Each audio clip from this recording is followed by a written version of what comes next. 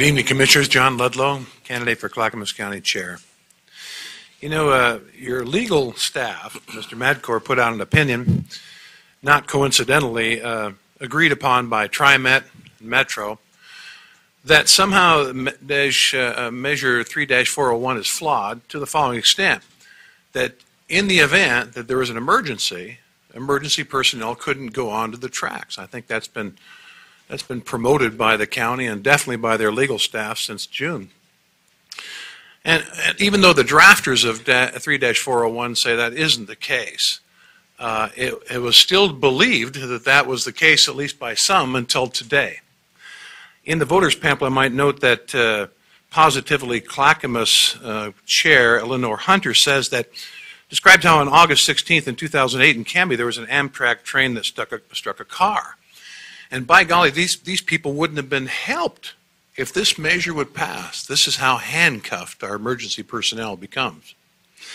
And so she said, and I quote, "We can't believe that was the intention of the author, but that would be the effect. It needs to be fixed now before it becomes law. Let's vote this one down, fix it, and bring back a measure that doesn't have these kind of mistakes." And I totally agree with that. But the thing about it is that mistake was fixed today in one of your meetings. It was interesting to come to your meeting today and yesterday, and I want to thank Paul Savas because he brought forward this whole question and asked that you put on the ballot the whole question of emergency services helping out any kind of rail situation, and you balked at that and said that wasn't necessary. Well, we found out why it wasn't necessary because legal staff then issued the opinion that you can fix by addendum any problem in regards to emergency personnel on rail in the 10 days that come during certification after the vote occurs.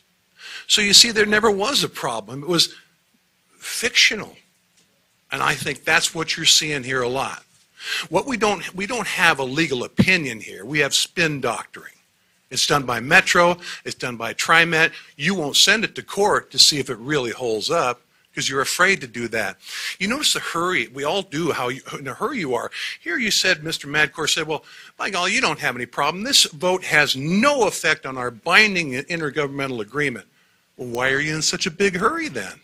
What's the big hurry before this vote? We got to finance that. Oh, wait a minute. Somebody made a 10% off deal for us. It's like sham wow. It's like I got 10% off a cruise, but I've forfeited my mortgage. I won't have a home to come home to. This is how ludicrous this is, you guys.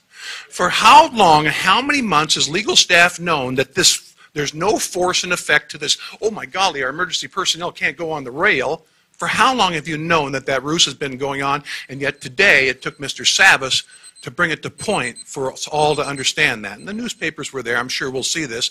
What a surprise. If you've got legal staff that isn't telling you the truth, then you got a problem. If legal staff is telling you the truth, you still got a big problem. Thank you.